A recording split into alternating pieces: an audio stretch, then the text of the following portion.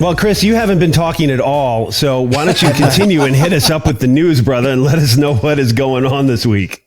Okay, so this was a little bit of a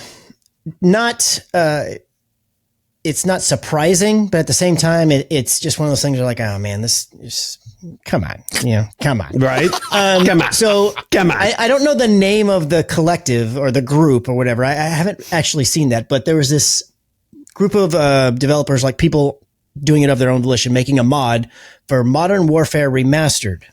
Mm-hmm. And essentially what they did is they called it H2M, and it was a mod for Modern Warfare, but it basically brought Modern Warfare 2's multiplayer, as I understand it.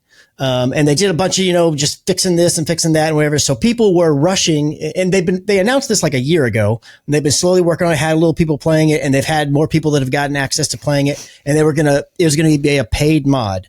So they was going to drop here in like a couple of days, or actually it was going to drop here recently. And they had been working on this, and a lot of people were super hyped about it. In fact, sales of Modern Warfare Remastered had like skyrocketed on Steam because people were super excited about this, and they started prepaying for the mod. And then the day before they were going to release it, Activision hit them with a cease and desist order and told them they have to abandon the project. And of course, they're just all these guys of this collective, right. Of people doing it of their own volition. Like, they're not making money off of it or anything like that. Right. So they were like, all right, well, we're stopping right away. And so, and you have to think like timing wise, it's not helpful because we're not that far away from Black Ops 6 hitting. They're starting to announce a bunch of stuff for that. So that it likely has to do with that. They want their excitement being for Black Ops 6, which is, to be the first big Game Pass game and all these kinds of things.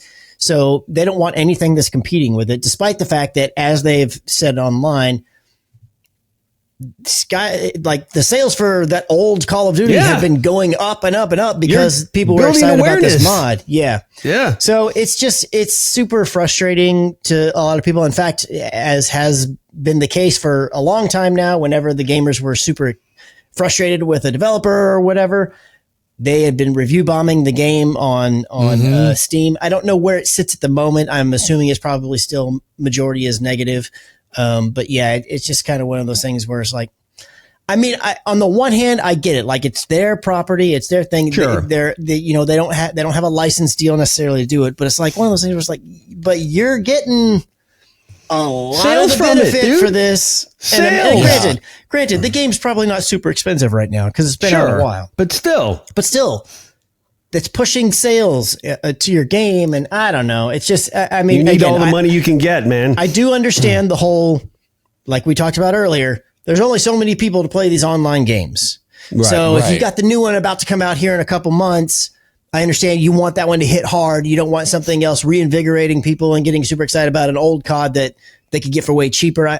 So I see that side of the coin, but it's just like, it feels like it's not worth all the bad press. I mean, I'm sure that they just feel like we're big enough. It doesn't matter. People are going to play the next Call of Duty regardless.